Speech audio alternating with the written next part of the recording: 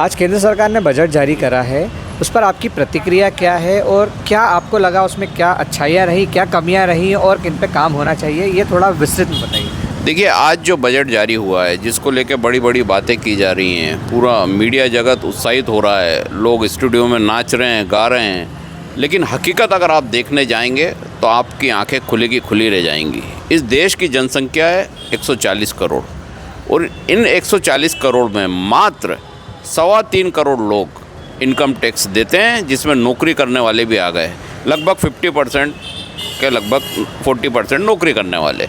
अब 3.25 करोड़ लोगों के लिए ये बजट बनाया गया है और बाकी 136 करोड़ लोगों के लिए बजट में कोई घोषणा नहीं की गई। गरीबों का क्या होगा, बीमारों का क्या होगा, बुजुर्गों का क्या होगा, बेरोजगार जो हैं उनके लिए क्या योजना है, जो गांव के किसान हैं उनके लिए घोषणा की गई है कि उनकी जो क्रेडिट लिमिट है वो बढ़ा देंगे, यानी वो और कर्जदार हो जाएंगे।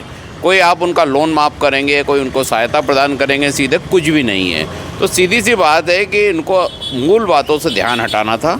वो 136 करोड़ लोगों को ये भारत का नागरिक नहीं मानते हैं और ये सिर्फ उद्योगपतियों का और उन टैक्स पेयरों के लिए बजट बनाया है जिनकी संख्या मात्र इस देश में 3.25 करोड़ से। तो इससे स्पष्ट होता है कि भारतीय जनता पार्टी और मोदी सरकार की जो नीतियां हैं वो देश को गर्त में धकेल रही हैं, वो देश को बर्बाद कर रही हैं और वो बताना भी नहीं चाह रहे हैं, क्योंकि अब बताने के लिए कुछ बचा नहीं है। हमारी जो स्थिति होती जा रही है कि 83 करोड़ लोग 2 टाइम खाने के लिए खाने पे जीवित हैं, उनके पास कोई काम नहीं है। हर चौराहे पे आप युवाओं की भीड़ देखते हैं, उनके पास कोई काम नहीं है और ना ही उनके पास कोई ऐसी योजना है सरकार के पास कि उनको काम दे सकें। इन सब से बचने के लिए एक प्रोपेगेंडा किया गया कि 12 लाख आपकी लिमिट कर दी गई है, कोई टैक्स नहीं लगेगा, जबकि वो संख्या तो बहुत सीमित है। 136 करोड़ जो लोग हैं उनका क्या होगा, उसका जवाब दे मोदी सरकार।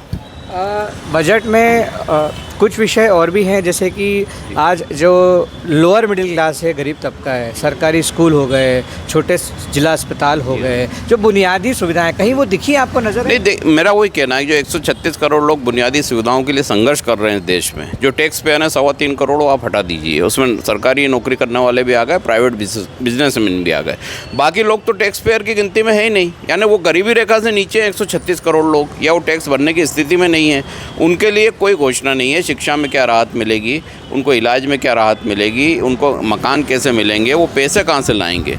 बार बार चिल्ला के बोला जा रहा है कि टैक्स पेयर को राहत दे दी तो देश तरक्की करेगा। कैसे तरक्की करेगा? अगर सिर्फ मात्र 3.25 करोड़ लोगों के पैसा बचने से, वो जो 72,000 रुपये साल एक व्यक्ति का बचेगा, उससे यहाँ गरीबी दूर हो जाएगी 136 करोड़ की। तो ये तो सोचना बिल्कुल ऐसा है कि जैसे मुंगेरी लाल के सपने हैं। तो ये सब झूठ बोला जा रहा है, भ्रम फैलाया जा रहा है और वो कहीं ना कहीं आज निकल देश के सामने एक बड़ी विपदा के रूप में सामने आएगा।